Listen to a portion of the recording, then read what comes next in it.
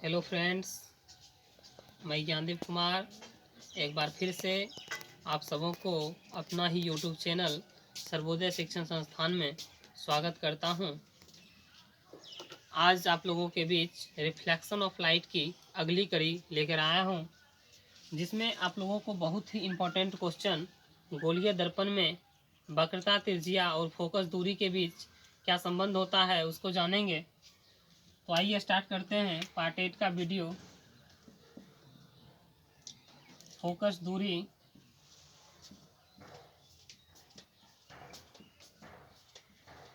दूरी एवं वक्रता त्रिज्या में संबंध।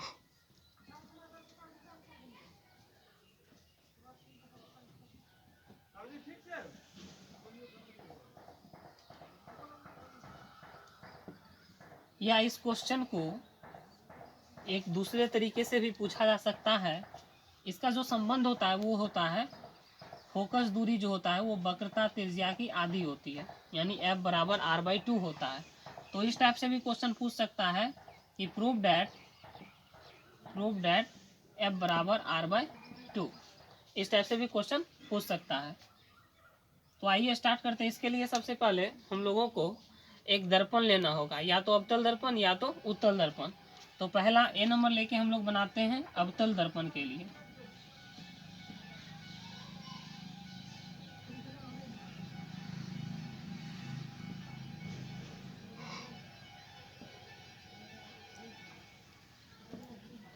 अवतल दर्पण के लिए सूत्र साबित करना है कि फोकस दूरी जो होती है वो वक्रता त्रिज्या की आधी होती है। तो सबसे पहले इसके लिए एक हम लोगों को दर्पण लेना पड़ेगा और वो अवतल दर्पण।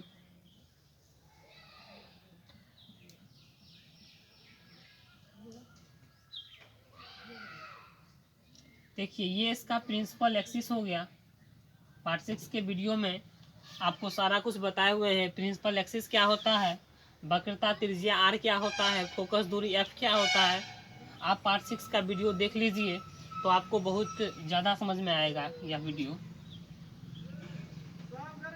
ये प्रिंसिपल एक्सिस को हम x डैश मान लेते हैं। यहाँ पे हम बताए थे कि ये होता है दर्पण का ध्रुव, जिसको हम लोग P से डिनोट करते हैं। दर्पण का ध्रुव P है और मिरर का नाम देते हैं M डैश।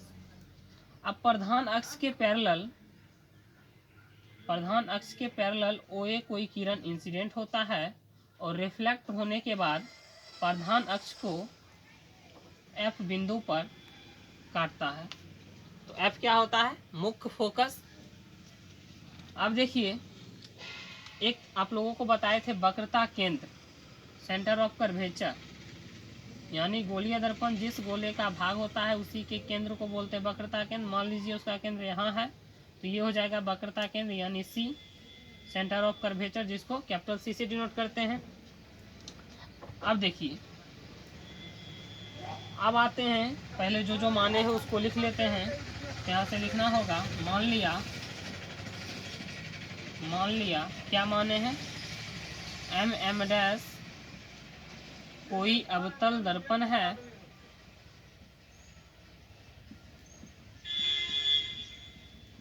जिसका प्रधान अक्ष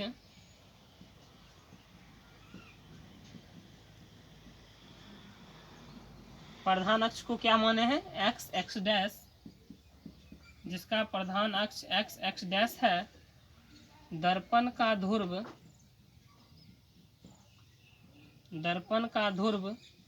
P है। दर्पण के ध्रुव को P माने हैं। दर्पण का ध्रुव P है। प्रधान अक्ष x डैश के समांतर OA किरण, तो लिखेंगे प्रधान अक्ष x डैश के समांतर OA किरण क्या हो रही है, इंसिडेंट हो रही है, आपतित हो रही है। तो लिखेंगे OA किरण आपतित होती है और परावर्तन के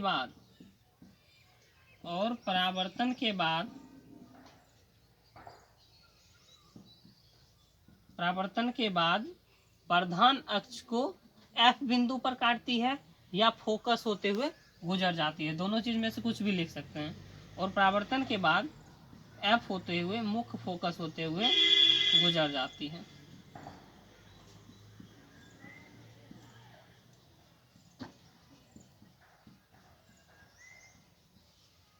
जो जो माने उसको लिख लिए।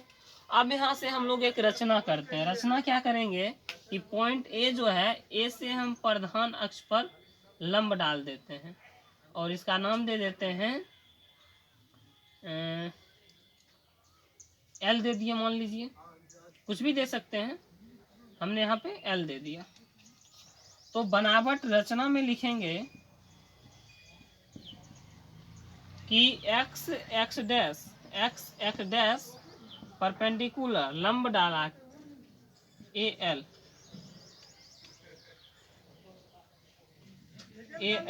परपेंडिकुलर एक्स डैश, यानी ए एल से लंब डाले किस पे, एक्स डैश पे।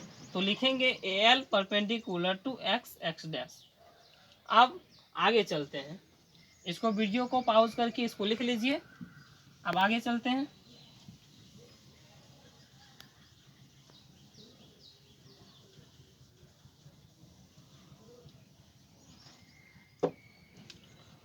अब चलते हैं इन ट्रायंगल, कौन से ट्रायंगल में, सबसे पहले चलते हैं ए एल सी में। इससे पहले एक चीज देख लीजिए आप लोग, परावर्तन का नियम हम लोग पढ़े हैं। रिफ्लेक्शन ऑफ लाइट का लॉ जो होता है वो हम लोग पढ़े हैं। दूसरा लॉ होता है रिफ्लेक्शन ऑफ लाइट का कि आपतन कोण हमेशा परावर्तन कोण के बराबर होते हैं। तो यहाँ से ये हो जाएगा आपका आपतन कोण यानी एंगल आई, और ये हो जाएगा परावर्तन कोण यानी एंगल आर। तो हम लोग पढ़े हैं कि एंगल आई जो होता है वो हमेशा एंगल आर के बराबर होता है। तो यहाँ से अगर एंगल आई को हम थीटा मान लेते हैं तो एंगल आर भी क्या हो जाएगा, एंगल आर भी मेरा क्या हो जाएगा, थीटा हो जाएगा। क्यों होगा थीटा, क्योंकि एंगल आई जो होता है हमेशा एंगल आर के बराबर होता है। अब देख लीजिए, मैथ में एक थ्योरी आप क्लास 9th में पढ़े होंगे कि अंतः एकांतर कोण आपस में बराबर होते हैं। जब दो पैरेलल लाइन को कोई तिर्यक छेदी रेखा काटती है तो उसके अंतः एकांतर कोण आपस में बराबर होते हैं। तो यहाँ से ये एंगल और ये एंगल हो जाएगा आपका अंतः एकांतर कोण। तो ये थीटा है, तो ये एंगल भी आपका हो जाएगा थीटा। एक और पर में आपने क्लास 9th में पढ़ा होगा कि बहिष्कोण जो होता है वो सुदूर अंतः कोण के योग के बराबर होता है। तो ट्रायंगल ए सी एफ के लिए ये जो एंगल हो गया, ये एंगल आपका हो गया बहिष्कोण। तो सुदूर अंतः कोण है थीटा और थीटा। तो बहिष्कोण क्या हो जाएगा, सुदूर अंतः कोण के योग के बराबर। तो प्लस कर देंगे तो थीटा और थीटा क्या हो जाएगा, 2 थीटा। तो ये एंगल आपका हो जाएगा 2 थीटा। अब आगे चलते हैं। अब चलते हैं ट्रायंगल ए एल सी में। ए एल सी यानी ये बड़ा सा ट्रायंगल में चलते हैं। तो यहाँ से ले लेते हैं 10 और एंगल क्या है थीटा, 10 थीटा बराबर। अब आप लोग ट्रायगोनोमेट्री अगर क्लास 10th में पढ़े हैं तो जानते होंगे कि 10 थीटा बराबर होता है लंब बटे आधार।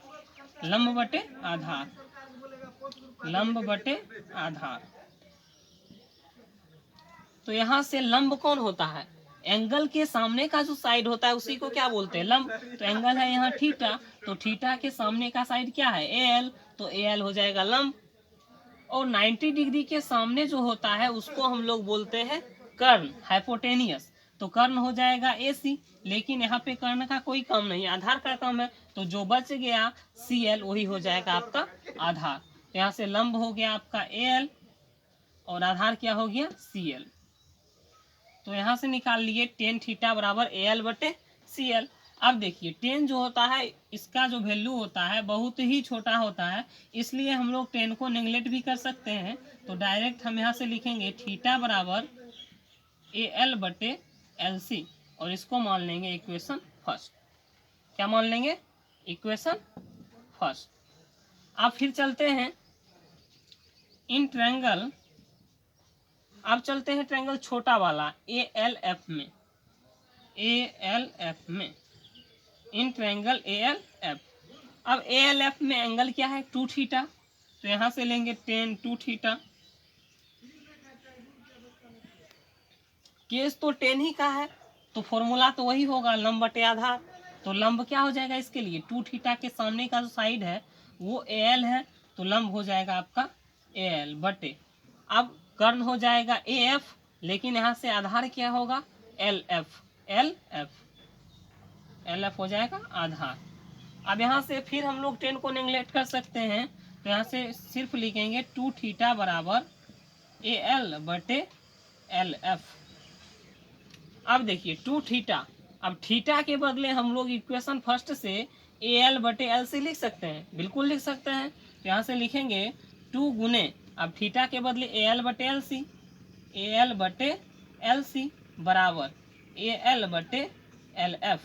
अब यहाँ से AL और AL चल बसे, यानी AL और AL कैंसिल, तो यहाँ से बच गया 2 बटे LC बराबर 1 बटे LF। अब आइए इधर, अब देखिए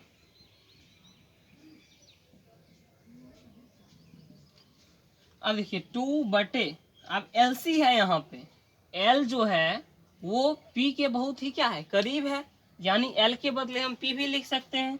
यहाँ से आप एक लाइन लिख लीजिएगा कि दर्पण का द्वारक बहुत ही छोटा होता है, अतः P जो L जो होगा वो P के बहुत ही करीब होगा, इसलिए हम L के बदले P भी लिख सकते हैं। यहाँ से LC के बदले क्या लिख सकते हैं, L के बदले P और C के बदले C, यानी LC के बदले PC, तो हो गया 2 बटे PC। अब बराबर, अब देखिए 1 बटे फिर है L के बदले P, तो P और यहाँ पे क्या है कैपिटल F, तो हो गया 2 बटे PC बराबर 1 बटे PF। पार्ट 6 के वीडियो में हम बताए थे कि दर्पण के ध्रुव से वक्रता केंद्र के जो बीच की दूरी होती है उसी को हम लोग बोलते हैं वक्रता त्रिज्या, रेडियस ऑफ कर्वेचर, जिसको हम लोग कैपिटल R से डिनोट करते हैं। यानी सेंटर हो गया ये और दर्पण का ध्रुव हो गया ये, यहाँ से यहाँ के बीच जो डिस्टेंस होगा इसी को हम लोग बोलते हैं capital R, radius of curvature. अब देख लीजिए, अब यहाँ से दर्पण के ध्रुव से फोकस, मुख्य फोकस की जो बीच की दूरी होती है उसी को हम लोग बोलते हैं फोकस दूरी, फोकल लेंथ। तो यहाँ से यहाँ तक का जो डिस्टेंस होगा उसको हम लोग बोलेंगे फोकल लेंथ, यानी स्मॉल f। तो यहाँ से आगे लिखेंगे 2 बटे, अब PC है यानी P से C तक की दूरी, यानी दर्पण के ध्रुव से वक्रता केंद्र के बीच की दूरी को क्या कहते हैं वक्रता त्रिज्या, और इसको डिनोट किस चीज से करते हैं कैपिटल R से। तो यहाँ हो जाएगा 2 बटे PC के बदले कैपिटल R बराबर 1 बटे, अब PF, P से F यानी दर्पण के ध्रुव से फोकस के बीच की दूरी को क्या कहते हैं फोकस दूरी, तो P से F के बदले हम क्या लिखेंगे स्मॉल f, ये हो गया आपका फोकस दूरी। अब इसको हम लोग क्रॉस मल्टीप्लीकेशन करते हैं, क्रॉस मल्टीप्लीकेशन करेंगे तो 2 गुना f हो जाएगा 2f, इसको इससे और इसको इससे, तो 2 गुना f 2f बराबर हो जाएगा r गुना 1 यानी r। अब यहाँ से अगर f का वैल्यू निकालें तो f बराबर हो जाएगा r बटे 2, और इसी को हम लोग क्या करना था प्रूफ करना था, तो प्रूफ हो गई। यानी गोलीय दर्पण में वक्रता त्रिज्या, फोकस दूरी वक्रता त्रिज्या की आधी होती है। तो इस क्वेश्चन को कैसे पूछेगा, पहला क्वेश्चन, पहला टाइप इस तरीके से पूछ सकता है कि फोकस दूरी एवं वक्रता त्रिज्या के बीच संबंध स्थापित करें। दूसरा टाइप प्रूफ दैट f बराबर r/2। तीसरा टाइप गोलीय दर्पण में फोकस दूरी वक्रता त्रिज्या की आधी होती है, साबित करें। इस टाइप से, 3 टाइप से इस क्वेश्चन को पूछ सकता है। तो ये पार्ट 8 के वीडियो में हम लोगों ने जाना कि गोलीय दर्पण में फोकस दूरी और वक्रता त्रिज्या के बीच क्या संबंध होती है, या प्रूफ दैट f बराबर r/2।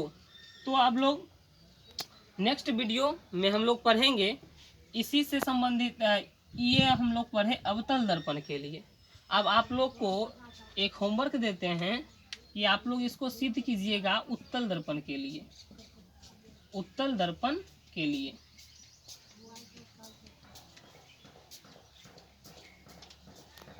तो आज के लिए यहीं तक रखते हैं आज के लिए। Thank you.